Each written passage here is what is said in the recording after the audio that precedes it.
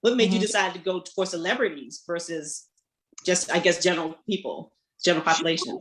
I didn't actually choose that. I didn't. I moved back to LA after culinary school, and I got an externship at this great raw vegan restaurant in downtown LA that at the time was a big deal.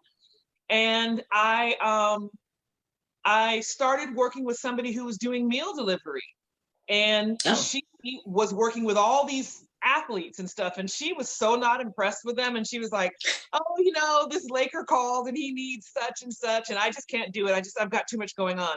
So she kept on saying that, and um something happened that we ended up not working together anymore. And she said, somebody reached out to me and they're looking for somebody to do some cooking, some woman named blah blah blah in Malibu. And I was like, okay. She's like, yeah, I'll just send it to you. So she sent it to me. And I pulled up to this house and I was like, whoever this is somebody, you know? Yeah.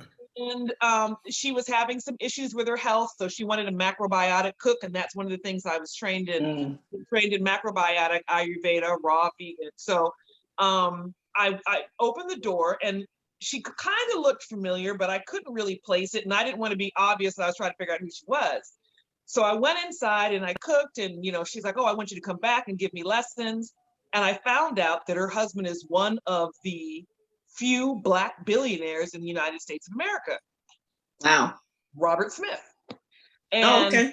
so that's how I started cooking for her. And then a girlfriend of mine, her boyfriend did yoga with Russell Simmons, and he tasted my food that I cooked for her one day, and he was like, "You need to cook for Russell." So then I cooked for Russell. And then that same person knew Denzel's wife. So next thing I knew, Pauletta Washington is calling me. And Wow. all I can say is it was God. Yeah. It was God.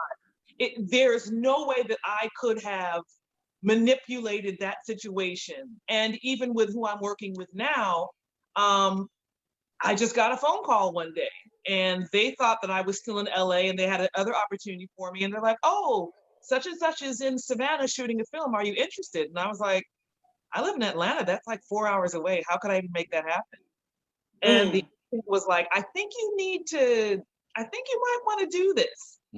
So I did it, and now it's my third time working with this celebrity, and it's all God.